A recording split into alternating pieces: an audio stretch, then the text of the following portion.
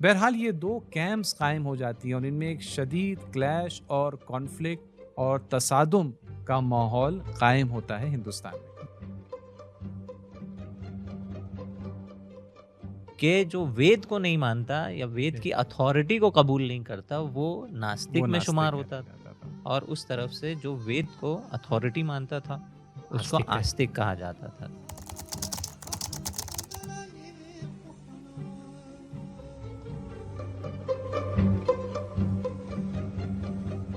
सन्यासी होने को प्रमोट किया गया और उसे गोया सआदत तक पहुँचने का एक तरीक़ा बताया गया, कि जबकि ये भी इस्लामी अंबिया की तालीमात में तहज़ीब। ये नहीं। जी, बिल्कुल, अंबिया की तहज़ीब में, इस्लामी तालीमात में, कुरान में हमें ऐसा नज़र नहीं आता है।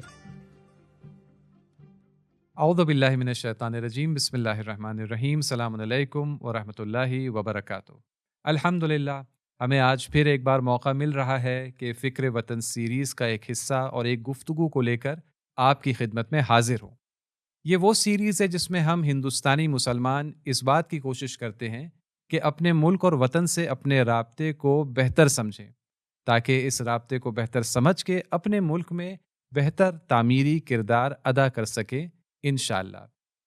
हमारी गुफ्तगू फ़िलहाल तारीख़ की मंजिलों से गुज़र रही है और तारीख़ी मालूमात और मारिफत की रोशनी में हम अपने इस रिश्ते और नाते को बेहतर समझने की कोशिश में मशगूल हैं। पिछली बार हमारी गुफ्तगू यहाँ पहुँची कि हमने देखा कि आर्यनाइजेशन, जो एक लंबा प्रोसेस और बड़ा कामयाब सिलसिला रहा है हिंदुस्तान में, उसकी कामयाबी के असबाब क्या रहे और उसके ज़ैल में कुछ और अहम पहलुओं पर हमारी गुफ्तगू रही। आज हमारी गुफ्तगू यहाँ से आगाज़ होती है कि आज से तकरीबन 2500 साल पहले आर्यन माशरे और सोसाइटी में हमें एक अहम तारीख़ी मोड़ नज़र आता है। इस पर गुफ्तगू करने के लिए आज भी हमारे दरमियान मौजूद हैं और हमारे साथ मौजूद हैं मौलाना फ़साहत हुसैन साहब सलामुन अलैकुम व वालेकुम सलाम व रहमतुल्लाहि व रहमतुल्लाहि व बरकातुहू, बरकातहू। और मौलाना कुमैल भोजानी साहब सलामुन अलैकुम व वालेकुम रहमतुल्लाहि व सलाम व बरकातुहू। रहमतुल्लाह। आज हमारी गुफ्तगू आर्यन सोसाइटी में वाक़ होने वाले एक अहम तारीख़ी मोड़ के सिलसिले में। 2500 साल पहले हम देखते हैं कि आर्यन सोसाइटी में फ़िक्र और नज़रिए और तर्ज़ ज़िंदगी के एतबार से 2 ख़ेमे कायम हो गए, 2 नज़रियाती कैंप्स कायम हो गई हैं। एक जिसको कहा जाता है ब्रह्मनिज़्म और एक जिसको कहा गया है श्रमनिज़्म। ब्रह्मनिज़्म तकरीबन वाज़ेह है कि इसका माना क्या है, लेकिन श्रमनिज़्म एक नाम है जिसके अंदर ख़ुद दूसरी शाखें पाई जाती हैं। बुद्धिज़्म और जैनिज़्म, ये 2 उसकी सबसे मशहूर शाखें समझी जा सकती हैं, लेकिन दूसरी भी शाखें थीं, जैसे आजीविका, दूसरी भी शाखें जिनका आज वजूद हमारे दरमियान नहीं है। बहरहाल ये 2 कैंप्स कायम हो जाती हैं और इनमें एक शदीद क्लैश और कॉन्फ्लिक्ट और तसादुम का माहौल कायम होता है हिंदुस्तान में। जी मौलाना, ये इससे पहले कि हम आगे मज़ीद इसकी तफ़सीलात में जाएँ, ये एक किताब है, काफ़ी अच्छी किताब है, ये मुहक्किकाना तौर पे लिखी गई है। इसकी लिखने वाली भी जो हैं वो गेल ऑमवेट, ये हिंदुस्तान की मारूफ़ जो है मुहक्किक और तारीख़दान में से इनका शुमार होता है ये। तो ये पेज नंबर 51 पे यूँ फ़रमाती हैं कि द श्रमण cults and the Brahmanic tradition emerged as two major contending and conflicting forces in the Indian society of the first millennium BCE। हम्म। तो इन्होंने भी इसका ज़िक्र किया है जिसकी आप यहाँ पे गुफ्तगू हम करना चाह रहे हैं। सही, 2 जी। ख़ेमे कायम हो जाते हैं। जी, जी, बिल्कुल। जी हाँ, आपने 21वीं सदी की एक मुहक़्क़िक़ और रिसर्चर का ज़िक्र किया, गेल ओम्वेट साहिबा के। उन्होंने आज से 2000 ढाई हज़ार साल पहले के हिंदुस्तान में जो कैंप पाए जाते थे और 2 महाज़ थे कि जिनमें आपसी इख्तिलाफ़ था, लड़ाई झगड़ा था और एक दूसरे से जो है वो जंग, क़त्ल व गारत तक की नौबत थी, इसका ज़िक्र किया। यही बात, इनकी इख्तिलाफ़ और दुश्मनी की बात 2000 साल पुरानी मशहूर शख्सियत है हिंदुस्तानी, पतंजलि साहब के। इन्होंने भी लिखा है इस दुश्मनी के बारे में कि ब्राह्मण और श्रमण में जो दुश्मनी पाई जाती है, ये बिल्कुल वैसी ही है कि जैसे सांप और नेवले में पाई जाती है। स्नेक और मंगूस में जो दुश्मनी, और हम जानते हैं कि हिंदुस्तानी के सांप और नेवले की जो दुश्मनी होती है बहुत ही मशहूर है कि इन दोनों में से जो भी एक दूसरे को पा जाए वो उसे काट खाने के लिए तैयार रहता है। तो ये कहते हैं कि आज से 2000 साल पहले इनके दौर में भी इनसे ये बात मंसूब है कि ये कहते हैं कि ये दुश्मनी उस दौर में भी पाई जाती थी। और वो शिद्दत भी यहाँ से नज़र आती जी, जी, है, वो जो बिल्कुल, कॉन्फ्लिक्ट की बिल्कुल। शिद्दत। जी, बहुत-बहुत जी। शुक्रिया। तो ये 2 महाज़, 2 कैंप आर्यन सोसाइटी के अंदर ही कायम होते हैं नज़रियाती बुनियादों पर। तो इनकी कुछ तफ़सील को समझने के लिए हम अगर कुछ नुकात पर हम गुफ्तगू करें कि इनके दरमियान जो इफ्तिराक़ात और फ़र्क पाए जा रहे थे, वो किन बुनियादों पर थे, जी। तो हमारे नाज़रीन के लिए काफ़ी मुफ़ीद होगा। जी, बिल्कुल, इनके दरमियान कुछ फ़र्क पाए जाते हैं और चंद फ़र्क मैं ब्राह्मणिज़्म और शमनिज़्म के यहाँ पर ज़िक्र करना चाहूँगा कि अल्टीमेट रियलिटी के मुतालिक ब्राह्मणिज़्म और शमनिज़्म में भी फ़र्क है। और वो ये कि ब्राह्मणिज़्म का मानना ये है कि ये सारी दुनिया माया है और इसके आगे एक हकीकत है, एक अल्टीमेट रियलिटी है। हमारा मकसद ये है कि हम उसको जानें, हमारी ज़िंदगी का मकसद उसको जानना है। हुँ, हुँ।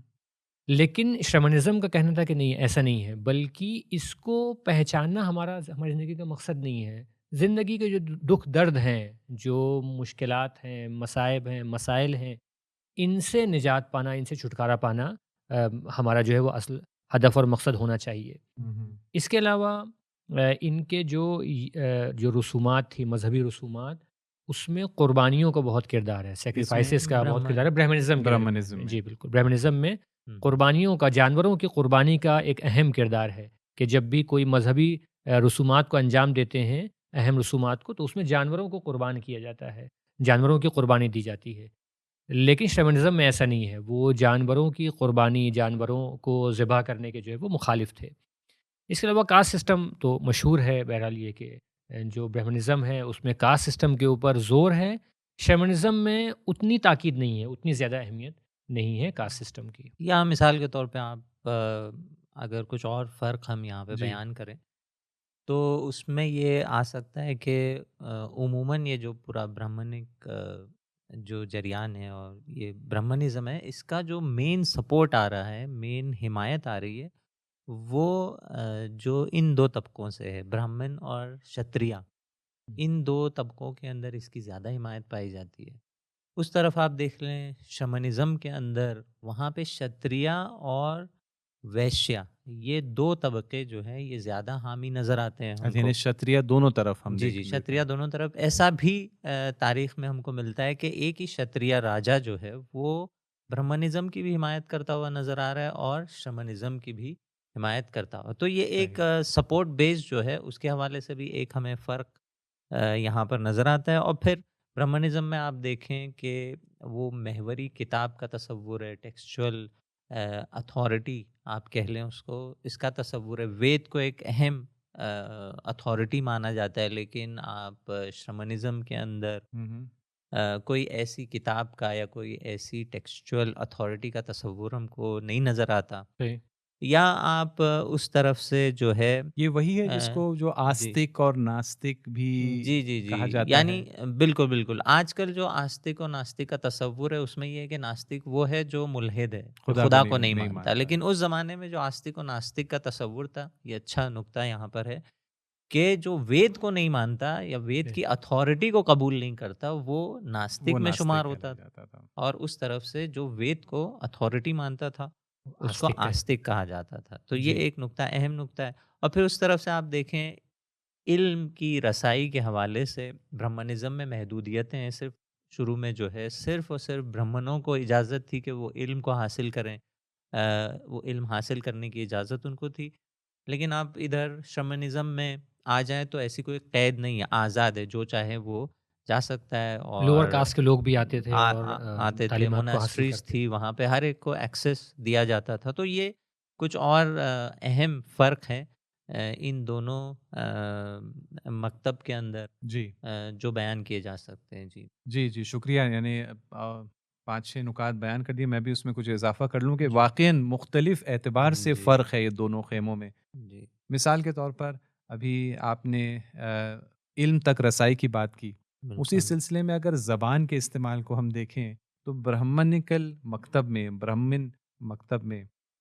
ब्राह्मणी मकतब में हम देखते हैं कि संस्कृत के इस्तेमाल पर ज़ोर है। यानी जो भी इल्मी काविश होनी है, जो भी हुँ, मज़हबी कुछ भी कहा जाना है, लिखा जाना है, उसे संस्कृत में ही होना चाहिए। लेकिन उसके मुकाबले में हम जब श्रमण मकातिब को देखते हैं, बुद्धिज़्म है, जैनिज़्म है, जो भी है, वहाँ पर हम ये देखते हैं कि संस्कृत का इस्तेमाल नज़र नहीं आ रहा है हमको इब्तिदाई दौर में, बल्कि मुख्तलिफ़ प्रकृत ज़बानों में मिन जुमला पाली, मुख्तलिफ़ प्रकृत ज़बानों में उनके दीनी मुतून को लिखा जा रहा है और गुफ्तगू दूसरी ज़बानों में होती हुई हमें नज़र आ रही है। साथ ही में एक जो आइडियल ज़िंदगी का तसव्वुर है, जी। आइडियल ज़िंदगी और तर्ज़ ज़िंदगी का तसव्वुर है, वो भी बहुत मुख्तलिफ है दोनों के दरमियान। ब्राह्मण मकतब में यह है कि आप माशरे के अंदर रहें, आप घर घर बसाएं, हुकूमत करें और इस तरह से आप कमाल तक पहुँचें। लेकिन श्रमण मकातिब में हम देखते हैं कि तर्क दुनिया की तरफ एक तवज्जो पाई जाती है। लोग एसेटिक और मंक होना, इसको आइडियल तर्ज ज़िंदगी देखा जाता है और बेहतर और बालातर कैफियत ज़िंदगी इसमें तसव्वुर की जाती है। साथ में अगर तशद्दुद के सिलसिले में जी। जो रवैया है, वायलेंस को लेकर जो एटीट्यूड है, उसको अगर हम्म, देखा जाए तो ब्राह्मणिज्म में एक किस्म का प्रैग्मेटिक अप्रोच है और तशद्दुद और वायलेंस को मुफीद और ज़रूरी समझा जाता है, क्योंकि उसके ज़रिए क़ुदरत और इक़्तिदार हासिल हो सकता है। उसके ज़रिए जो वर्ण का निज़ाम है, जो कास्ट सिस्टम का ऑर्डर है, उसको कायम रखा जा सकता है। हम्म, लेकिन श्रमण मकातिब में, बुद्धिज़्म में, जैनिज़्म में वायलेंस और तशद्दुद के बनिस्बत, अहिंसा जी हाँ, जो अहिंसा का तसव्वुर वहाँ तसव्वुर पर वहाँ हमें पर उस है। दौर में नज़र आता है। और एक और अगर यहाँ पर मैं ज़िक्र कर दूँ फ़र्क, जोग्राफ़ियाई एतबार से भी बाज़ माहिरीन ने ज़िक्र किया है कि एक इख्तिलाफ़ और फ़र्क महसूस होता है। जहाँ पर महसूस ये हुआ है कि उस दौर में 2500 साल पहले के आसपास ब्राह्मण मकतब की हिमायत ज़्यादा देही और रूरल इलाके में नज़र आ रही है या वेस्टर्न इलाके में। वेस्टर्न इलाके से मुराद है वेस्टर्न यूपी, पंजाब वगैरह की जानिब। और जो श्रमण मकातिब और फ़िरक़े हैं, उनकी ज़्यादा हिमायत शहरी इलाकों में नज़र आ रही है और मशरिक़ी मशरिक़ी इलाके में, यानी ईस्टर्न यूपी, बिहार, इस इलाके में, कि जो उस ज़माने के ज़्यादा अर्बनाइज़्ड और इकोनॉमिक एतबार से भी ज़्यादा डेवलप्ड इलाके समझे जाते थे। तो मुख्तलिफ़ एतबार से हम देख रहे हैं कि इन दोनों में नज़रिए के एतबार से, तौर तरीक़े के एतबार से, ज़बान के एतबार से, तहज़ीब के एतबार से कई जगह पर ये फ़र्क पाया जा रहा है। तो काफ़ी वाक़ई बड़े में फ़र्क हैं ये, यानी जिस कॉन्फ्लिक्ट का ज़िक्र गेल उम्बेट साहिबा ने किया है, जी, कि वो नज़रिया, तौर तरीक़ा, ज़बान, जी, फॉलोअर काफ़ी बेस। बुनियादी फ़र्क है जी, कम से बिल्कुल। कम काफ़ी इब्तिदा बड़ा, में। यानी बुनियादी फ़र्क वाक़ई है। एक जी। स्प्लिट की शक्ल में हम जी, उसको जी। महसूस बिल्कुल, करते हैं उस माज बिल्कुल। और सिर्फ़ ये ज़बान का ही फ़र्क नहीं है कि वो 2 अलग-अलग ज़बानों पर उनकी ताकीद है। ब्राह्मणिज़्म संस्कृत पर ताकीद करता है और जो श्रमणिज़्म है, वो पाली या दूसरी प्राकृत ज़बानों में जो है वो अपने टेक्स्ट लिखते हैं। बल्कि राइटिंग को अहमियत देने में भी इनमें फ़र्क पाया जाता है कि ब्राह्मणिज़्म राइटिंग को ज़्यादा अहमियत नहीं देता। उनके यहाँ ज़्यादा चीज़ों को याद करने और सीना ब सीना मुंतकिल करने पर मेमोराइज़ जी, जी, करने में। मेमोराइज़ करने पर ज़्यादा ज़ोर है। लेकिन जो श्रमण मकातिब फ़िक्र हैं, वो अपनी मालूमात को लिखते हैं हुँ, हुँ। और लिखने के बाद जो है वो उसे दूसरों तक के आगे बढ़ाते हैं। और इसी वजह से हमने देखते हैं कि देखिए खुद जो बात मौलाना ने कही थी कि एक्सेस टू नॉलेज, ये श्रमण के यहाँ आम लोग दस्तरसी हासिल कर सकते हैं उनके पास में जो तालीमात हैं उन तक के, जबकि ब्राह्मणिज़्म में ऐसा नहीं था। और इसका एक राब्ता पाया जाता है राइटिंग से और लिखने से, कि अगर किसी चीज़ को याद किया जाएगा तो सिर्फ़ और सिर्फ़ वो लोग जिनको इजाज़त है ब्राह्मण तक के आने की, यानी अपर कास्ट के लोग, हुँ, हुँ। सिर्फ़ और सिर्फ़ वही जो वेद की तालीम है और जो नेक और अच्छी बातें हैं उनको मिसाल के तौर पर सीख सकेंगे। लेकिन अगर लिखा जाएगा तो वो ज़्यादा लोगों तक के उसका चीज़ें, दायरा बढ़ जाता बिल्कुल, है बिल्कुल, उसका दायरा दस्तरसी बढ़ का। जाता है और ज़्यादा लोगों तक के वो तालीम पहुँच हुँ, सकेगी। इसीलिए हम हाँ, देखते हैं कि कुरान मजीद को लिखने पर ज़ोर दिया पैगम्बर जी। अकरम सल्लल्लाहु अलैहि वसल्लम ने। काफ़ी या दिलचस्प। अम्बिया की जी, तमाम किताबें, सहीफ़े जो नाज़िल होते थे, जी। उसमें उनको लिखा बाकायदा जाता था। लिखा जी, जी, जाता। बिल्कुल। अंज़लना माअहुमुल किताब का ज़िक्र है, अंज़लना माअहुमुल किताबा, कि हमने किताब नाज़िल की हुँ, है। हुँ। हुँ, या मिसाल के तौर पर नून वल कलम वमा यस्तुरून, हुँ, हुँ। आप अल्लमा बिल देखें। कलम। बिल्कुल, बिल्कुल। तो ये कलम जो कुछ लिख रहे हैं, तो तहरीर की और किताब की इसकी काफ़ी अहमियत है कुरान मजीद की नज़र में। क्यों? क्योंकि इसके ज़रिए उसका मकसद ये है कि ज़्यादा से ज़्यादा लोगों तक के ये इल्म तालीम। पहुँचे और चंद लोगों के अंदर जो है वो महदूद ना रहे। तो इस एतबार से जो श्रमण मकातिब ने जो तौर तरीक़ा इख्तियार किया, जी, जी, बिल्कुल। किताबत और राइटिंग पर ज़ोर देना, ये जी। अंबिया की तहज़ीब से जी, नज़दीक जी, बिल्कुल, हमको एक अंबिया की चीज़ तहज़ीब से नज़दीक नज़र आता है। और देखिए ये जो ब्राह्मणिज़्म ने तरीक़ा अपनाया कि वो लिख नहीं रहे हैं ज़्यादा, तो इसकी वजह से हिंदुस्तान राइटिंग में काफ़ी पीछे हो जाता है। हुँ, हुँ। हमें उस दौर में दिखाई देता है कि यानी ऐसा लगता है कि जैसे हिंदुस्तान में राइटिंग है ही नहीं, स्क्रिप्ट है ही नहीं। हुँ, उसी दौर में ईरान है, मिस्र है, इराक़, मेसोपोटामिया, माबैन नहरैन की जो तहज़ीब थी वहाँ पर, या यूनान में, ग्रीस में, इन सारी जगहों के ऊपर लिखने पर काफ़ी ज़ोर दिया जाता था और इस वजह से ये तहज़ीबें राइटिंग के एतबार से, उलूम को लिखने के एतबार से, किताबों के एतबार से उस दौर में काफ़ी आगे चली गई थी हिंदुस्तान से। हिंदुस्तान में भी अलबत्ता हिंदुस्तान की तहज़ीब में मिसाल के तौर पर हमने इंडस वैली सिविलाइज़ेशन के बारे में बात की है कि उस तहज़ीब में राइटिंग मौजूद थी। लेकिन इंडो आर्यन के आने के बाद से राइटिंग का काफ़ी हद तक के ज़वाल होता है और वो बहुत ही महदूद हो जाती है, उतनी राइज नहीं रह जाती है। हुँ, हुँ। यानी अगर हम आज से 2500 साल पहले का वक़्त देखें, जी, इससे पहले के श्रमण मकातिब ने लिखने को दोबारा से हिंदुस्तान में इह्या व ज़िंदा किया, जी। तो राइटिंग के एतबार से हिंदुस्तान दूसरे तमद्दुनी मराकज़ के मुकाबले में काफ़ी पिछड़ा काफ़ी हुआ पिछड़ा हुआ। जी, नज़र बिल्कुल। आता है। अलबत्ता ये तन्हा चीज़ नहीं है जहाँ उस ज़माने में महसूस होता है कि हिंदुस्तान दूसरे तमद्दुनी मकातिब से पीछे है। अगर हम मेमारी और फ़न तामीर और कंस्ट्रक्शन आर्किटेक्चर को भी अगर हम देखें, तो आज से 2500 साल पहले मिसाल के तौर पर आपने यूनान का ज़िक्र किया, तो वहाँ पर एथेंस के शहर में बड़ी-बड़ी पत्थर की इमारतें, पार्थेनॉन जैसी इमारत है, आज भी दुनिया भर से लोग उसे देखने जाते हैं। तकरीबन 2500 साल पहले इसकी तामीर हो चुकी थी। या और भी हिंदुस्तान के नज़दीक अगर हम ईरान के इलाके में आएँ, तो शहर शिराज़ के नज़दीक जो तख़्त जमशीद है, परसेपोलिस जिसको कहा जाता है अंग्रेज़ी में, वहाँ पर एक शहर साज़ी का एक शाहकार हमको नज़र आता है, आज भी दुनिया से लोग देखने आते हैं। लेकिन उस ज़माने में हमको हिंदुस्तान में ऐसे कोई भी आसार नज़र नहीं जी, आते। तो मुख्तलिफ़ पहलुओं में जी, हमें महसूस बिल्कुल। होता है, मुख्तलिफ़ तहज़ीब और तमद्दुन के अहम शोबों में हिंदुस्तान एक काफ़ी अरसा आगे रहने के बाद जी। पीछे हमको नज़र आता है। जी, बहरहाल जी। ये कॉन्फ्लिक्ट तो रहा है और एक तवील मुद्दत तक ये इख्तिलाफ़ और कॉन्फ्लिक्ट की तारीख़ हमें मिलती है और शुरू में आप देखेंगे कि श्रमणिक जो मकातिब हैं वो काफ़ी फले-फूले हैं, हुँ, जिसमें हुँ। बुद्धिज़्म का ज़िक्र आ सकता है और जैनिज़्म का एक हद तक ज़िक्र आ सकता है। लेकिन बहरहाल इस मुद्दत में ब्राह्मणिज़्म जो है शुरू में थोड़ा पीछे हटा, बैक फुट पे था आप कह सकते हैं। लेकिन फिर से जब ब्राह्मणिज़्म अरसे में वारिद होता है, मैदान में वारिद होता है, अपनी पूरे इरादे और ताकत के साथ वो उसने अपना वुरूद दिखाया है और तक़रीबन आप कह सकते हैं कि ये वुरूद ऐसा था, इस तरह से ये फिर से आया है कि अब हिंदुस्तान में मख़सूसन शमनिक मकातिब का अगर आप तज़किरा करें, उसमें बुद्धिज़्म ख़ास तौर पे वो पूरी तरह से हिंदुस्तान से आप देखेंगे गायब हो गया है। हुँ, हुँ। बस कुछ शुमाली इलाकों में आपको मिलेगा और ज़्यादातर बुद्धिज़्म फिर जो आपको देखने को मिलेगा वो बाहर है, श्रीलंका, तिब्बत और चाइना वग़ैरह यहाँ पे आपको देखने को मिलेगा और बहरहाल जैनिज़्म कुछ पॉकेट्स की हद तक ही रह हुँ, गया। तो हुँ। ये कॉन्फ्लिक्ट है, उसके नतीजे में भी आप कह सकते हैं कि एक तरह से ये ब्राह्मणिक जो तहज़ीब है वो ग़ालिब आती है और तकरीबन पूरी हिंदुस्तान में ये है और दिलचस्प बात ये है कि इस चीज़ का पता हमें तकरीबन 19वीं सदी में लगा है कि बुद्धिज़्म नाम की भी एक चीज़ हुआ करती थी जो इस पैमाने पे, इस वसी पैमाने पे हिंदुस्तान में जो है सही उसका बात। वजूद था। तो ये इसको भी हम ज़हन में रखें। जी, शुक्रिया। तो हमने देखा कि वाक़ईन 2 ख़ेमे कायम होते हैं, आज से तकरीबन 2500 साल पहले, 2000 साल पहले, इस पीरियड के दरमियान, और इनमें काफ़ी फ़र्क पाए जाते हैं, काफ़ी फ़र्क पाए जाते हैं।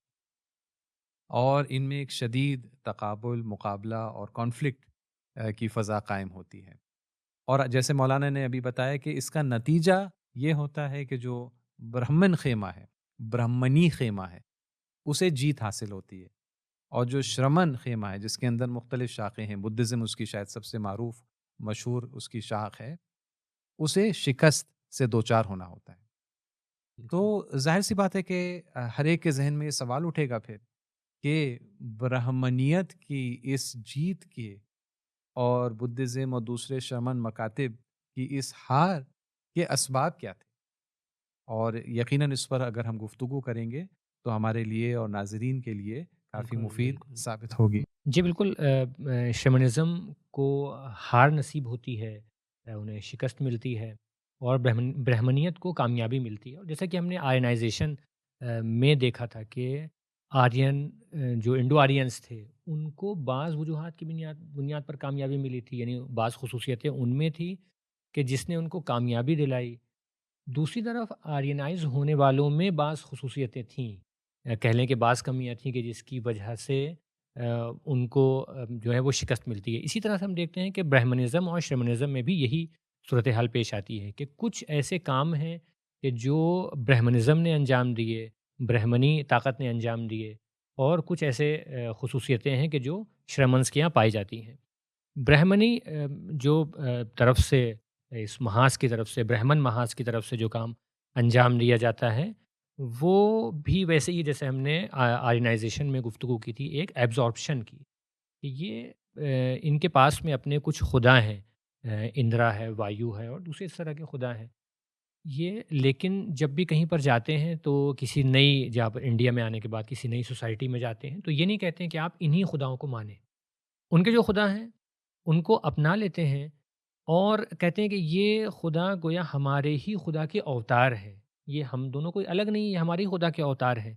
ऐसे ही हम देखते हैं कि ब्राह्मणिज़्म और शैमनिज़्म में भी पेश आता है कि ब्राह्मणिज़्म कहता है कि श्रमण, मिसाल के तौर पर बुद्धा जो हैं वो उन्होंने अपना एक नया, जिसे कहें कि मज़हब, नया दीन कायम किया है। लेकिन ब्राह्मणिज़्म आकर के कहता है कि ये बुद्धा विष्णु के अवतार हैं। तो हुँ, गोया ये भी जो है वो हमारा ही हुँ, हिस्सा हैं और आप जो है वो अलग नहीं हैं, बल्कि आप भी सही। हमारा हिस्सा हैं।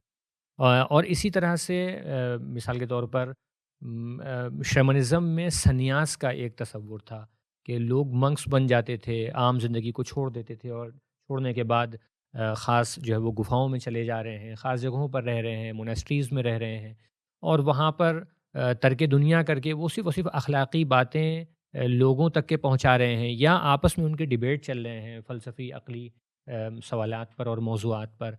ये चीज़ें बहुत सारे लोगों के लिए दिलचस्प थीं और वो अपनी जो ज़िंदगी होती है उसके मसाइल, मुश्किलात, दुःख दर्द से छुटकारा पाने के लिए ख़ुद भी सन्यासी बनते थे। हुँ, हुँ, ब्राह्मणिज़्म ने अब जब ये देखा कि लोग सन्यासी बन रहे हैं, तो यहाँ पर इन्होंने एक तरीक़ा और एक स्ट्रेटजी ये अपनाई कि कहा कि ठीक है, हमारे यहाँ अगरचे सन्यासी होने का तसव्वुर नहीं है, चूँकि जैसा कि मौलाना ने बताया कि वो हाउस होल्डर होते थे और घर की देखभाल जो है वो उनके, यानी घर को सँभालने वाले होते थे ब्राह्मण्स। लेकिन कहते हैं कि ज़िंदगी के हमारे यहाँ 4 स्टेज पाए जाते हैं, तो वो बाकायदा आते हैं और नए 4 स्टेज डिफ़ाइन करते हैं ज़िंदगी के। हुँ, हुँ। कहते हैं कि एक ज़िंदगी का जो शुरुआती स्टेज है, उसमें इंसान स्टूडेंट होता है, इल्म हासिल करता है। दूसरा स्टेज जो है वो घर बसाने का है। तीसरा मरहला ज़िंदगी का है कि वो जाए, गुफ़ाओं में जाए, पहाड़ों की तरफ जाए, लेकिन अभी सिर्फ़ डवेलर है वो, अभी उसने तर्के दुनिया पूरी तरह से नहीं किया है। लेकिन ये मख़सूस लोगों के लिए होता जी, है। और चौथा जो ज़िंदगी का हिस्सा है, उसमें वो पूरी तरह आकर के सन्यासी बन जाए, यानी तर्क दुनिया कर दे, पूरी तरह से पूरी घर-बार तरह। सब कुछ छोड़ कर के वो ये सन्यासी वही है बन जाए। जिनको आश्रम का नाम दिया जाता जी, है। जी, ये जिनको 4 आश्रम, बिल्कुल, आश्रम बिल्कुल, 4 ज़िंदगी आश्रम के 4 आश्रम। 4 आश्रम इनको और कहा 4 जाता है। मरहले जो कायम जी, किए गए हैं। बिल्कुल। हुँ, तो इस हुँ। तरह से इन्होंने वो सन्यासी वाले कॉन्सेप्ट को, सन्यासी होने के कॉन्सेप्ट को अपनाया जी। और उसे अपने यहाँ बाकायदा जगह दे दी। इस तरह से कह दिया कि हमारे यहाँ 4 आश्रम पाए जाते हैं, उनमें से एक आश्रम है सन्यासी होना। तो आप देखेंगे इस कॉन्फ्लिक्ट के अंदर कुछ चीज़ें जो ब्राह्मणिज़्म की तरफ से हुई उसमें, चूँकि देखें ये फ़ज़ा जो है वो एक तकाबुल और मुकाबले की फ़ज़ा है, तो यहाँ पे कई सारी चीज़ें हो रही है।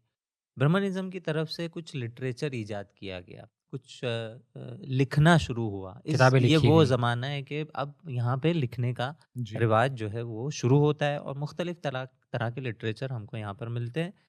एक तो उपनिषद का ज़िक्र है। कि जो फ़लसफ़ी गुफ्तगू जिसमें इरफानी, है, इरफ़ानी, फ़लसफ़ी। फ़लसफ़ी जो वेद के आप एक तरह से कह सकते हैं फ़लसफ़ी इरफ़ानी तफ़सीर आप इसको कह सकते हैं। तो इस तरह के मबाहिस को आके इन्होंने उपनिषद्स में जो है जगह दी। और फिर आप देखेंगे पौराणिक लिटरेचर मिलता है हमें, ये लिखना शुरू हुआ, पुराण लिखना शुरू हुआ कि जिसमें रामायण, महाभारत ये बहुत मारूफ़ है, और दूसरे भी जो दास्तानें हैं कि जिसका मकसद ये था कि एक रिलीजियस आइडेंटिटी को क्रिएट किया जाए, एक दीनी हुवियत को माशरे के अंदर क्रिएट किया जाए, एक नैरेटिव दिया जाए हुँ, हुँ। दीनी एतबार से। ज़ाहिर है उपनिषद ख़ास लोगों के इस्तेमाल के लिए है और बिल्कुल, पौराणिक लिटरेचर वो जी। सब तक वो पहुँचता एलीट है। टाइप के लोगों के लिए, लेकिन ये पुराण पौराणिक जो है वो एक लिटरेचर आम इसका असर जी, हर जी, हर एक तक अवाम के पहुँच लिए सकता है। है। जी। जी। बिल्कुल, बिल्कुल। फिर एक और चीज़ जो हमको नज़र आती है वो धर्मशास्त्र है कि जिसके अंदर मुख्तलिफ रिचुअल्स है, कास्ट के हिसाब से आपको क्या करना है, दीनी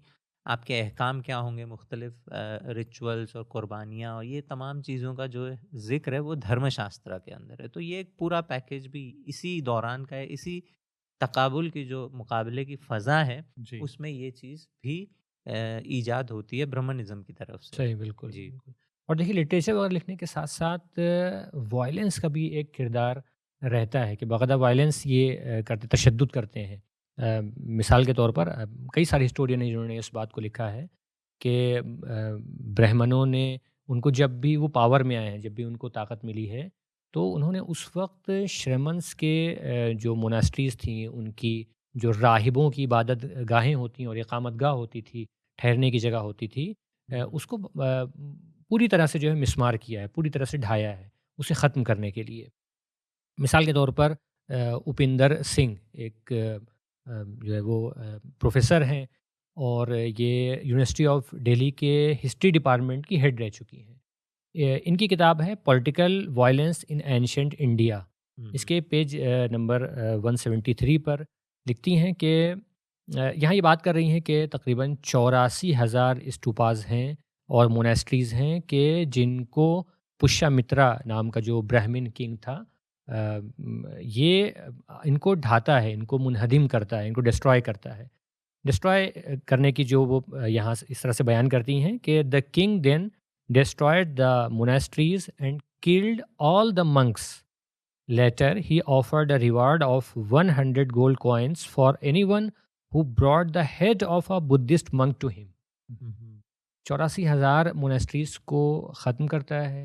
84,000 मोनेस्ट्रीज़ में जितने भी राहिब होते हैं, वो सबको कत्ल करता है और कत्ल करने के बाद कोई मंक बच जाता है, तो वो कहता है कि अगर कोई इसका सर लाएगा, तो उसे एक बड़ा इनाम दिया जाएगा। तो ये इसका भी एक बड़ा किरदार रहा है। अलबत्ता ये सही है कि ये जो बात बयान की गई है, वो खुद किसी बुद्धिस्ट का जो है सोर्सेज़ वो से। सोर्स से बयान की गई है। एग्ज़ैजरेशन हो सकता है। एग्ज़ैजरेशन हो सकता है कि वो जी। चंद हज़ार को मिसाल के तौर पर 84,000 हो, अगरचे हो सकता है कि ना भी हो, यानी वो फ़िलहाल इसकी यानी हिस्टोरियंस इसको देख सकते हैं कि ऐसा है या नहीं है। लेकिन ये तय है कि ये वॉयलेंस वो है कि जिसको आम तौर पर हिस्टोरियंस ने ज़िक्र किया है। हुँ, हुँ। यानी हम अगर एक्ज़ैजरेशन को डिस्काउंट करें भी तो असल जो वायलेंस है वो जी, जी, उसके बिल्कुल। मिसालें हैं और ये एक मिसाल है, इसके एक अलावा मिसाल है और और भी। उसका वॉयलेंस का असर हमको दिखाई देता है। जी। बुद्धिज़्म जो है वो शैमनिज़्म ख़त्म हो जाता है इंडिया से। हुँ, जी हाँ। हुँ। जी, जी हाँ, बिल्कुल। शुक्रिया। और उस तरफ से कुछ और काम जो ब्राह्मणिज़्म के अंदर हुए इसी तकाबुल की और मुकाबले की फ़ज़ा में, आप जानते हैं कि बुद्धिज़्म के अंदर अहिंसा वगैरह का तसव्वुर पाया जाता है। जानवरों की कुर्बानी से मना किया जाता है और इन कुर्बानियों को ना करना ये एक अखलाकी अमल जो है के उन्वान से पहचाना जाता है। तो बहरहाल और ये लोगों के दरमियान एक इसकी मकबूलियत थी। तो ब्राह्मण एक जो मकतब है उन्होंने भी आकर धीरे-धीरे इसी चीज़ को जो है अडॉप्ट करना शुरू किया। ये पहले इनके जो क्योंकि हमने पहले भी ज़िक्र किया कि जो ब्राह्मणिक मकातिब इब्तिदा में इनके यहाँ पे जानवरों की कुर्बानी का एक अहम किरदार रहा है।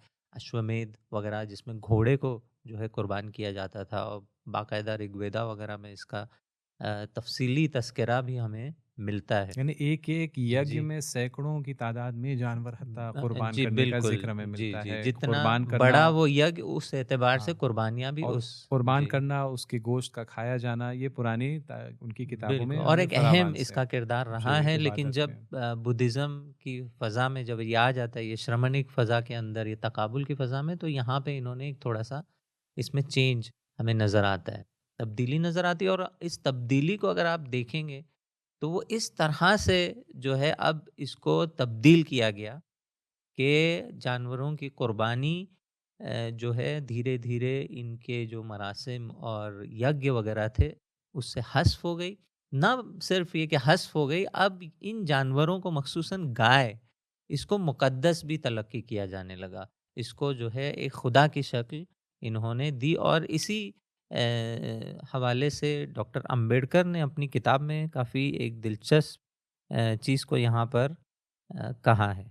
जी, डॉक्टर अम्बेडकर अपनी किताब है द अनटचेबल्स नाम से एक किताब है, मारूफ़ किताब है।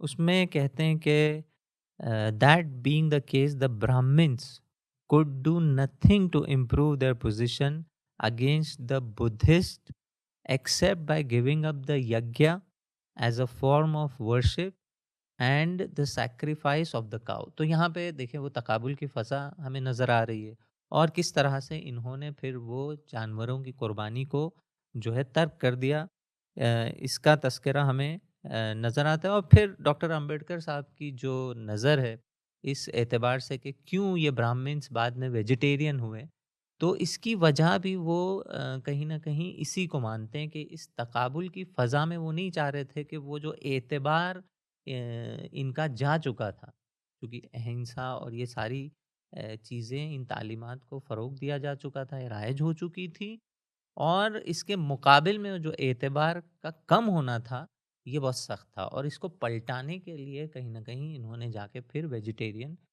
वग़ैरह को अपने लिए इख्तियार किया। हुँ, हुँ, जी, जी। दिलचस्प। तो मुख्तलिफ़ यानी अगर हम फ़िलहाल गुफ्तगू इस पर कर रहे हैं कि आखिर वो क्या असबाब थे कि जिसकी वजह से ब्राह्मणियत को श्रमणियत पर इतनी बड़ी कामयाबी नसीब हुई। जी। उसमें आप लोगों ने मुख्तलिफ़ चीज़ों की तरफ और स्ट्रैटेजीज़ की तरफ इशारा जी। किया है। उसमें एक और चीज़ का भी ज़िक्र होना चाहिए कि श्रमण मकातिब में कुछ कमज़ोरियाँ भी पाई जाती थी, हुँ। कि उन कमज़ोरियों को सही से पहचान कर उनकी शिनाख्त करके फिर ब्राह्मण मकतब ने उसका पूरा फ़ायदा भी उठाया। एक बड़ी कमज़ोरी ये थी कि जब श्रमण मकातिब ज़ोर देते थे तर्क दुनिया पर, मंक बनने पर, एसेटिक हुँ। बनने पर, तो ज़ाहिर-सी बात है कि जैसे कि इस किताब में जोहानिस ब्रोंकहॉर्स्ट की ये किताब है, बुद्धिज़्म के और ब्राह्मणिज़्म के तकाबुल के सिलसिले में। इस किताब में वो कहते हैं कि unlike Brahmanism Buddhism did not start out at as a vision of society, even less as a model for governing a state. Hmm, It taught a path to escape from rebirth, and following this path implied leaving society.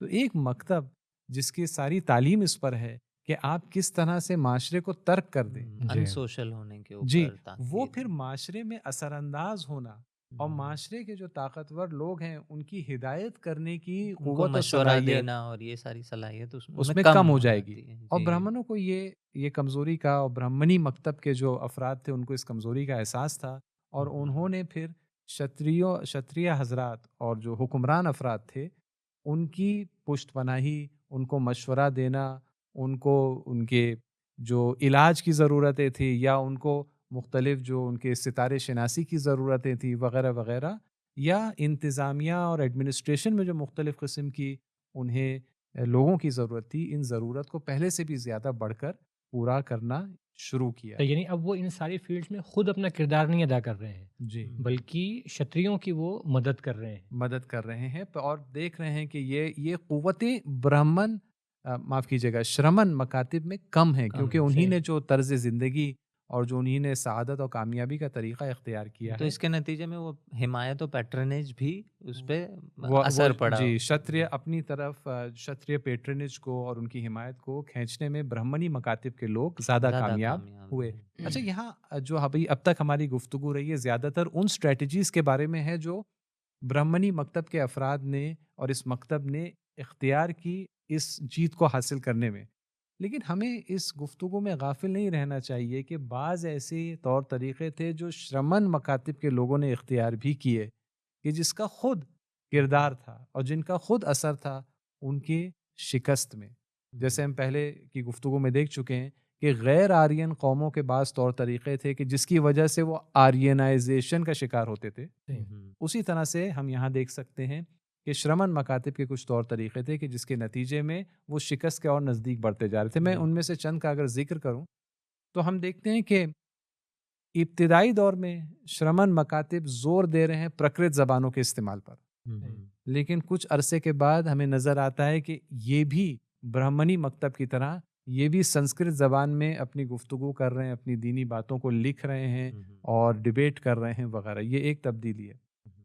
शुरू के दौर में हम देखते हैं कि इनके दरमियान दीन और मज़हब की एक रैशनल कैफियत गालिब नज़र आती है, अगर हम उसको रैशनल कह सकें जी। लेकिन उसके अंदर जो वो चीज़ें जिनको आम तौर पर आज दुनिया में सुपरस्टिशन कहा जाएगा वगैरह, उससे दूरी इनके अंदर नज़र आती है।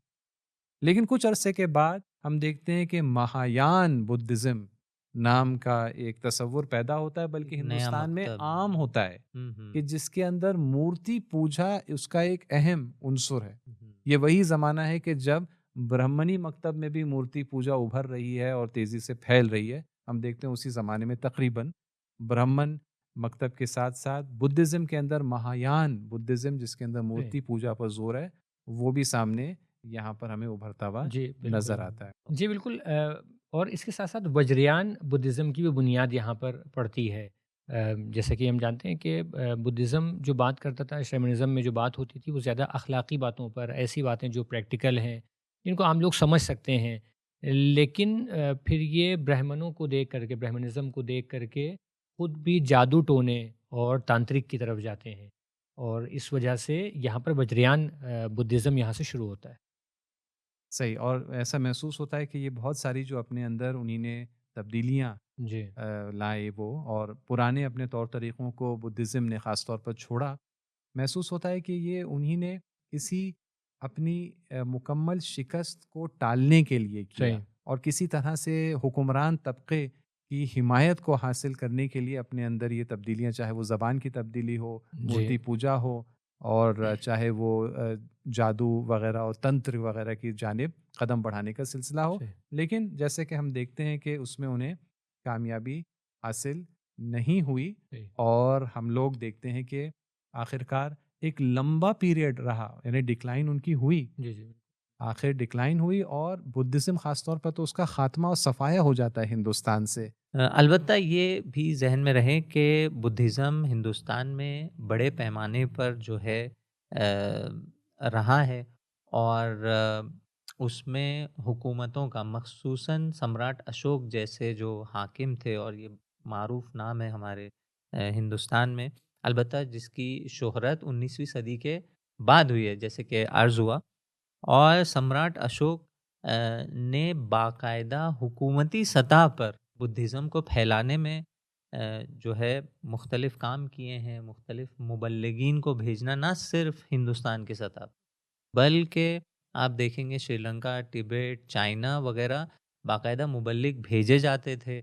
वहाँ पे तामीरी काम किए जाते थे, हॉस्पिटल्स बनवाना, और जो मोनास्ट्रीज़ है उसको बनवाना, वहाँ पर जो लोग रह रहे हैं उनकी हिमायत के लिए पैसा भेजना, और जो है उनको खाना खिलाना, और मुख्तलिफ़ काम जो है बड़े पैमाने पे इस दौरान में किए गए। ये जो सम्राट अशोक, जो तकरीबन वही 300 बीसी से लेके 230 बीसी के अंदर इनका जो है ज़िक्र है, और ये वही तकाबुल और मुकाबले की फ़ज़ा भी यही है। और इसी फ़ज़ा के अंदर जब बुद्धिज़्म इतना फैल रहा है, तो ज़ाहिर-सी बात है उसमें वो रिएक्शन भी आएगा। और जैसे कि आपने ज़िक्र भी किया, पुष्यमित्रा और शुंगा डायनेस्टी जो है वो अशोका के बाद वाली डायनेस्टी है, और इसी तकाबुल के फ़ज़ा के अंदर वो सारे मसाइल जो पेश आए, जिसका ज़िक्र आपने यहाँ पर किया है। आपने अशोक के मौलाना माज़रत मौलाना ने अशोक के नाम मिटने का ज़िक्र किया कि बिल्कुल जी। जो है वो 19वीं सदी में जाकर के लोग पहचानते हैं कि हाँ, अशोक नाम की भी कोई शख्सियत थी। क्यों हुआ ऐसा? जी, जैसे कि ये फ़ज़ा तकाबुल की फ़ज़ा है, और जब जैसे ही ये ब्राह्मणिक जो राजा और बादशाह, इनको कुदरत मिलती है, जिसमें शुंगा डायनेस्टी जो है सर-ए-फ़हरिस्त है, तो ये एक रिएक्शन के तौर पे इन्होंने पूरी कोशिश की, बाकायदा इन्होंने अपने किताबों में जो है लिखा है, अपने आसार के अंदर हमें मिलता है कि बाकायदा इनका मकसद था कि इस मकतब को जो है ख़त्म किया जाए हिंदुस्तान से, और इसके नतीजे में आकर इन्होंने कोशिश की है कि अशोक, चूँकि अशोक बुद्धिज़्म का कर्ता धर्ता माना जाता था, एक बड़े पैमाने पे एक सपोर्टर माना जाता था, तो इसको या तो ख़त्म करना गोया इनका एक मकसद रहा है, और यानी इन्होंने अशोक एक का हद नाम तक। ख़त्म कर दिया इंडिया से, उसका नाम मिटा जी, दिया। बिल्कुल, और अगर वो ब्राह्मी स्क्रिप्ट अगर डिसाइफ़र ना होती, तो शायद हम आज अशोक का नाम नहीं जान रहे होते। 200 साल पहले शायद हिंदुस्तान में अगर आप किसी से पूछते हैं कि अशोक कौन है, तो शायद कोई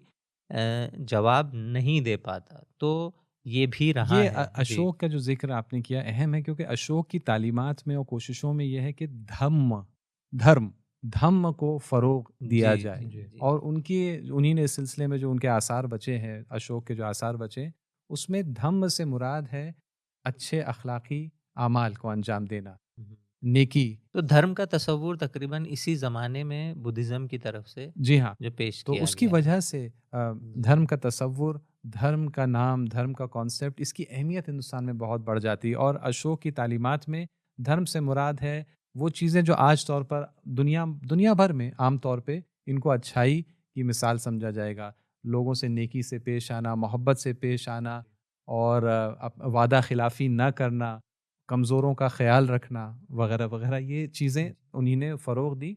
मैं इसके नतीजे में हम देखते हैं कि जो ब्राह्मणी मकतब के दरमियान भी धर्म पर तवज्जो बढ़ जाती है। हुँ, हुँ। हुँ, और सही। उसकी एक अहम मिसाल खुद महाभारत के अंदर के काफ़ी हिस्से हैं कि जहाँ पर धर्म पर बहुत गुफ्तगू है। जी। और ख़ास तौर पर जो हिस्सा भगवद गीता के नाम से मारूफ हुआ है, या बाज़ दूसरे हिस्से जहाँ पर धर्म पर काफ़ी ज़ोर दिया गया है। हुँ, हुँ। अलबत्ता बाज़ माहिरीन ने इस पर गुफ्तगू की है, और खुद उपिंदर सिंह साहिबा की जिस किताब का आपने ज़िक्र किया उसमें भी इस पर गुफ्तगू है कि वो धर्म का तसव्वुर जो अशोक पेश कर रहे हैं और बुद्धिज़्म की तरफ से, और वो धर्म का तसव्वुर जो हमको महाभारत से में नज़र आता है, उसमें एक अहम फ़र्क महसूस होता है। जी, नाम एक ही है, इस्तिलाह एक ही है, जी हाँ। लेकिन अंदर उसका मुहतवा फ़र्क करता है, जी हाँ, ये उसके कहना मज़मून में चाहिए। एक फ़र्क महसूस होता है, और वो ये है कि जो बुद्धिज़्म की जानिब से अशोक धर्म पेश कर रहे हैं, उसके अंदर ज़्यादा यूनिवर्सल पहलू पाया जा रहा है। हुँ, ऐसी कामों को अच्छा कहा जा रहा है कि जो सबके लिए अच्छे हैं। कमज़ोरों का ख़्याल रखना, वालिदैन का ख़्याल रखना, या वादा अपने पूरे हुँ, करना, ये वो ऐसी चीज़ें हैं जो और सबके लिए है। हुँ, हुँ, वहाँ पर कमतर ये हमें ऐसा मिलता है कि अलग-अलग कैटेगरीज़ के लिए अलग-अलग किस्म के धर्म का तसव्वुर है। हुँ, लेकिन जब हम महाभारत में जो धर्म की गुफ्तगू है, उसमें जो गालिब पहलू है, हुँ, वो दर हकीकत वर्ण धर्म है। हाँ, कि हाँ। अलग-अलग वर्ण के लिए, अलग-अलग कास्ट्स के लिए, अलग-अलग अफ़आल को और अलग-अलग कामों को अच्छा और बुरा बताया गया है। यानी एक एक महसूस एक फ़र्क दोनों में माहिरीन ने इसको हुँ, नोटिस हुँ, किया है। यानी हर वर्ण का धर्म अलग है। हर वर्ण का धर्म अलग है। वो है। काम जो हुँ, मिसाल के तौर पर क्षत्रिय के लिए अंजाम देना अच्छा है, वो शूद्र के लिए शायद अच्छा बुरा हो। नहीं होगा, हुँ, बल्कि बुरा होने का शायद। ज़्यादा जी, इम्कान है। अलग-अलग वर्ण के एतबार जी। से अलग-अलग धर्म। तो वो यूनिवर्सैलिटी अखलाक की और एथिक्स की, उसकी कमतर हमको झलक जी। महाभारत में नज़र आती है। यह बनिस्बत उस धर्म की जो अशोक और बुद्धिज़्म की तालीमात में महसूस होते हैं। और दिलचस्प बात ये है कि ये जो तसव्वुर जो मंसूब है अशोक से, महसूस ये होता है कि ये उस तसव्वुर के नज़दीक है जिसकी तालीम हमें कुरान मजीद में मिलती है। हुँ, हुँ, जैसे सूरह मुबारक आराफ में ये हमें मिलता है, जहाँ पर हुज़ूर की हमारे नबी अकरम हज़रत मोहम्मद मुस्तफ़ा सल्लल्लाहु अलैहि वसल्लम की जब यहाँ पर उनकी कुछ ख़ुसूसियात बयान करता है कुरान, तो यहाँ पर ये इरशाद होता है, यामुरुहुम बिल मारूफ व यनहाहुम अनिल मुनकर। ये वो नबी हैं जो अच्छाइयों को अंजाम देने का हुक्म देते हैं और बुराइयों से रोकते हैं, और युहिल्लु लहुमुल तय्यबात व युहर्रिमु अलैहिम अल खबाइस, और वो जो पाक और पाकीज़ा चीज़ें उन्हें हलाल करार देते हैं, और जो खबीस चीज़ें हैं उनको हराम करार देते हैं। अब इस चीज़ें यानी जो बुरी ज़ाती तौर पर बुरी बुरी चीज़ें चीज़ें हैं गंजी उनको, और जी बिल्कुल जी, उनको जो है हराम बुरे करार काम देते हैं। बुरे काम, बुरे अशिया वगैरह जी इनको जो है हराम करार देते हैं। इससे उलमा ने इस सिलसिले में फरमाया है कि इससे हम ये अंदाज़ा लगा सकते हैं कि कुरान हमको इस बात की तालीम दे रहा है कि काम और मुख्तलिफ़ किस्म के अफ़आल ये खुद ब खुद अपने आप में या तो अच्छे होते हैं या बुरे होते हैं, हम्म, और नबी शरीयत आकर हमें इस जानिब हिदायत करते हैं। हम्म, यानी वो काम, मिसाल के तौर पर झूठ बोलना अपने आप में एक बुरी चीज़ बुरी है, चीज़ है और और फिर अगर उसको हराम करार दिया जाता है हम्म, तो वो इसलिए क्योंकि वो पहले से ही एक बुरी बुरी चीज़ चीज़ है, है और वो इसलिए सबके लिए एक बुरी चीज़ है। हम्म, और तो इसलिए ये जब जब हम देखते हैं कि एथिक्स का कहीं पर हम यूनिवर्सल रुख देखते हैं, वो अक्सर वो इस तसव्वुर पर मबनी होता है कि मुख्तलिफ एक्टिविटीज़, एक्शंस, काम, अफ़आल ये खुद अपने आप में बुरे या अच्छे होते हैं। लेकिन अगर कहीं पर हम देखते हैं कि यूनिवर्सैलिटी का पहलू किसी एथिक्स के निज़ाम में कमज़ोर है, तो शायद उसके पीछे ये सोच पाई जाती है कि कोई भी काम अपने आप में ना अच्छा है ना बुरा है। सही, अच्छा वो चीज़ है जो लोगों को अच्छी लगे, बुरी हम्म, वो चीज़ है जो लोगों को बुरी लगे। यानी फ़िलॉसफ़ी ऑफ एथिक्स में ये एक अलग नज़रिया और एक अलग रुझान है जो पाया जाता है, जबकि वो चीज़ जो अंबिया की तालीमात से नज़दीक है वो ये नहीं है, बल्कि सही, ये है कि नहीं, काम बुनियादी तौर पर अपने आप में खुद ब खुद अच्छे या बुरे होते हैं, और दीन व मज़हब आकर हमें इनकी जानिब रहनुमाई करता है, क्योंकि हम्म, मुमकिन है कि हम इनको खुद से सही से पहचान न सकें, इनकी अच्छाई और बुराई को शायद पहचानने में हमारी अक्ल हमारा साथ न दे सके। सही। वैसे यहाँ पर एक शायद वजाहत ज़रूरी हो, और वो ये कि ये बात सुनने के बाद हो सकता है किसी के जहन में ये ख्याल आए, और कभी कभी ये बात कही जाती है कि जैसा कि आपने कहा कि चूँकि ये जो बुद्धा की तालीमात हमें दिखाई दे रही हैं, गौतम बुद्ध और महावीर की तालीमात, ये किसी हद तक के हमें अम्बिया की तहज़ीब से करीब दिखाई दे रही हैं और उनकी तालीमात से करीब दिखाई दे रही हैं। तो क्या कोई ये कह सकता है या किसी के ज़हन में ख़्याल आए कि कहीं ये अम्बिया तो नहीं थे? इसका शायद हम यकीन से ये बात नहीं कह सकते हैं कि ये नबी थे, और इसके बारे में यकीनन मज़ीद तहक़ीक़ की ज़रूरत है, और अभी बक़द्र काफ़ी तहक़ीक़ इस पर नहीं हो सकी है। जो भी किताबें इस बारे में लिखी गई हैं, जिन लोगों ने भी दावा किया है। लेकिन एक बात है जो हम यकीन से कह सकते हैं, और वो ये है कि इनकी तरफ जिन तालीमात की निस्बत दी गई है कि ये इनकी तालीमात थी, वो अम्बिया की तालीमात से हमें करीब नहीं दिखाई देती हैं। यानी आपकी मुराद ये है कि जो बाद में मूर्ति पूजा और जादू वगैरह पर जोर देने लगे नहीं, नहीं, ये तो बुद्धिज़्म। काफ़ी बाद में आया हाँ, है। हाँ। बिल्कुल इनकी शुरू से शुरू आपके से ही कि ये अपनी ज़िंदगी में क्या बातें कह रहे थे, किन चीज़ों की हुँ। तालीम दे रहे थे, वहीं पर जो कुछ हमारे लिए बयान किया गया है, वहाँ पर कुछ चीज़ें ऐसी नज़र आती हैं कि जो अम्बिया की बाकी तालीमात से मैच नहीं करती हैं। मिसाल के तौर पर खुदा का एक, यानी खुदा की महवरियत नहीं है, मरकज़ियत नहीं है, हुँ। उसका कोई ख़ास तसव्वुर नहीं है। ये हमें जो बुद्धिज़्म की तालीमात या नक़ल की खुदा की जाती हैं। इबादत बराह जी, जी, रास्त बिल्कुल, वहाँ पे बिल्कुल, कोई अतः बिल्कुल। तसव्वुर बाज़ ने नहीं है। कहा है कि इन मकातिब में खुदा का इनकार तक इनकार है, बाज़ ने बिल्कुल। ये तक जी, जी, कहा है, बिल्कुल, बिल्कुल। खुदा का इनकार। इनकार। और भी कोई चीज़ ऐसी है? जी हाँ, बिल्कुल। और सन्यासी मिसाल के तौर पर जिसका ज़िक्र हुआ, जी, कि रूहबानियत जिसको कहते रूहबानियत का ज़िक्र हुआ कि हुँ, सन्यासी होने को प्रमोट किया गया, और उसे गोया सआदत तक पहुँचने का एक तरीक़ा बताया गया, कि जबकि ये भी इस्लामी अम्बिया की तालीमात में तहज़ीब। ये नहीं। जी, बिल्कुल, अम्बिया की तहज़ीब में, इस्लामी तालीमात में, कुरान में हमें ऐसा नज़र नहीं आता है। जी हाँ, मौलाना, ये जो रूहबानियत का जो पहलू है ये यकीनन तालीमात अंबिया से इसका कोई ताल्लुक़ नहीं है, क्योंकि जब सूरह हदीद की 25वीं आयत में जैसे हमने पहले देखा, तमाम अंबिया के इरसाल का मकसद ये बयान किया गया है कि लियक़ूमन्नासु बिलक़िस्त, ताकि जी, इंसानियत वो अदल और इंसाफ कायम करने के लिए कदम आगे बढ़ाए। अंबिया का मकसद है कि वो इंसानियत को उभारें और आगे बढ़ाएँ। तो ये माशरे से कट कर और दूर होके ये कैसे मुमकिन है? यकीनन उनके दरमियान ही रहकर अम्बिया भी दरमियान जी रहे जी और जी अम्बिया के पैरोकार भी माशरे के अंदर रहेंगे, बिल्कुल। तब ये काम अंजाम पा सकता है। तो मौलाना क्या हम यहाँ पे ये कह सकते हैं कि ये जो श्रमण ज़वाल ये पूरा जो रहा है, इसमें अम्बिया की तालीमात पे अमल ना करना एक अहम वजह रही है कि ये जो है मज़ीद ज़वाल पज़ीर होके फिर एक मरहले में आके ख़त्म हो गया और जो है वो आके हज़्म हो गया एक तरह से। जी, यकीनन बिल्कुल ऐसा ही है और वो तालीमात क्या हैं तफ़सीली तौर पर यकीनन उसको देखा जा सकता है, लेकिन सूरह नहल की आयत नंबर 36 में इसका ख़ुलासा अम्बिया की तालीमात का ख़ुलासा बयान किया गया है। बहुत ही खूबसूरती के साथ यानी पूरी तालीमात का, अम्बिया की तालीमात का हमें निचोड़ यहाँ पर नज़र आता है। और ये बयान किया जाता है कि वलक़द बअसना फ़ी कुल्लि उम्मतिन रसूला अन अ'बुदुल्लाह वज्तनिबुत ताग़ूत।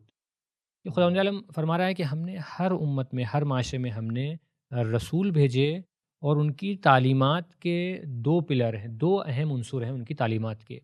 अन अ'बुदुल्लाह, एक ये कि खुदा की बंदगी करो, खुदा की इताअत करो, हुँ, वज्तनिबुत ताग़ूत, और ताग़ूत से दूरी इख्तियार करो, ताग़ूत से मुकाबला करो, ज़ालिम से मुकाबला करो, ज़ुल्म करने वाले से दूरी इख्तियार करो, उससे मुकाबला करो। तो ये दोनों जो है वो पिलर हमें नज़र आते हैं अम्बिया की तालीमात के। ऐसा लगता है कि जैसे शमनिज़्म ने जो पहला उन्सुर है अनअबुदुल्लाह, खुदा की बंदगी करना, उसकी इताअत करना, इसकी तरफ तवज्जो नहीं दी और सिर्फ़ तवज्जो दी वज्तनिबुत ताग़ूत के उनके ज़माने का जो जो ज़ालिम था, ज़ालिमीन हैं। के ज़ालिमीन थे ब्रह्मनिज़्म, उससे जो है वो मुकाबला करने की कोशिश की। और जैसा कि यहाँ पर गुफ्तगू हुई कि जो तालीमात हमें नज़र आती हैं, जो उनसे बताई जाती हैं कि उसमें खुदावंद आलम का ज़िक्र, खुदावंद आलम की महवरियत नहीं है। नतीजा देखिए इसका क्या होता है कि वो कोशिश ये करते हैं कि बग़ैर खुदा के सहारे के ताग़ूत का मुकाबला करें, ज़ालिमीन का मुकाबला करें। लेकिन न सिर्फ़ ये कि ज़ालिमीन का मुकाबला नहीं कर पाते हैं, उनके हाथों शिकस्त खाते हैं, बल्कि बाद में वही ताग़ूत के और ज़ालिमों के तौर तरीक़ों को अपनाने लगते हैं, जिसकी अपना यहाँ पर लेते मुख्तलिफ़ हैं। मिसालें दी गई। अलबत्ता यहाँ पर शायद कोई आके कहे कि डॉक्टर अंबेडकर जिन्होंने बुद्धिज़्म में एक नए मकतब का तस्वुर पेश किया नवयाना नाम से, कोई आके ये कह सकता है कि ये जो अब नया बुद्धिज़्म जो हम लेकर आ रहे हैं वो इस ब्राह्मणिक पूरे सिस्टम के मुकाबिल में आके खड़ा हो सकता है और उसका मुकाबला कर सकता है। लेकिन यहाँ पे उसका जवाब यही है कि इसके अंदर वो जो महवरी उनसुर जिसका मौलाना ने ज़िक्र किया वो नहीं मिलता और वो खुदा की बंदगी है, खुदा की इताअत है। तो अगर इस महवरी उनसुर की तरफ तवज्जो ना दे ये मकतब, तो फिर इसका कामयाब होना बहुत सख्त नज़र आता है।